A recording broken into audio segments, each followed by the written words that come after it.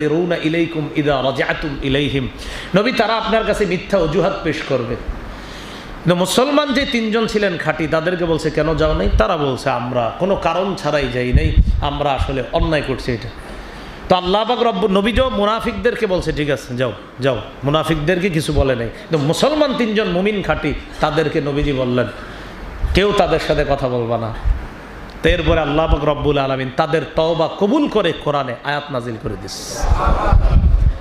এই তাবুক যুদ্ধে যখন যাওয়ার সময় যারা বেঁকে বসলো তাদের ব্যাপারে আল্লাহ বলেন, ইয়া আইয়ুহাল্লাযীনা আমানু মা লাকুম ইযা ক্বিলা লাকুম ইনফিরু ফি সাবিলিল্লাহি সাকালতুম ইলাল আরদ আরাদিতুম বিল হায়াতিদ দুনিয়া। হে ঈমানদারগণ, মা লাকুম ইযা ক্বিলা লাকুম ইনফিরু ফি সাবিলিল্লাহ